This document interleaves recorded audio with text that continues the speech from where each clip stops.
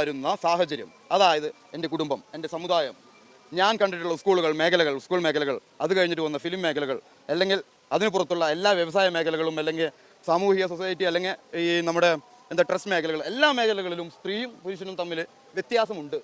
ഇല്ല എന്ന് പറഞ്ഞാലും അല്ലേ? പീഡനങ്ങൾ നേരിടുന്നുണ്ടെങ്കിൽ പീഡിപ്പിക്കുന്നവരോടല്ലേ ചോദിക്കേണ്ടത്? ഞാൻ സ്ത്രീയുമായി പീഡിപ്പിക്കാറില്ല, ഞാൻ പീഡിപ്പിക്കുന്നതായി കണ്ടിട്ടില്ല. മനസ്സിലായോ? കണ്ടിട്ടുമില്ല. ഇനിയും പുള്ളി ഈ പറഞ്ഞ കാര്യത്തിനോട് ഞാൻ 100% യോജിക്കുന്നു. പുള്ളി അങ്ങനെ ആരെങ്കിലും പറഞ്ഞു കേട്ടതോ അല്ലെങ്കിൽ എവിടെയെങ്കിലും വായിച്ച കാര്യങ്ങളോ ഒന്നും വിശ്വസിക്കാൻ തയ്യാറായിട്ടുള്ള ഒരു വ്യക്തിയല്ല. പുള്ളിയെ പറ്റി ഞാൻ പറഞ്ഞു കേട്ടിട്ടുള്ള ഒരു കാര്യം എന്ന് പറഞ്ഞാൽ, പുള്ളിയുടെ അമ്മ പണ്ട് പുള്ളിയുടെ അച്ഛനെ ചൂണ്ടിക്കാണിച്ചിട്ട് മോനെ ഇതാണ് നിന്റെ അച്ഛൻ എന്ന് പറഞ്ഞപ്പോൾ പുള്ളി വിശ്വസിച്ചിരുന്നില്ല.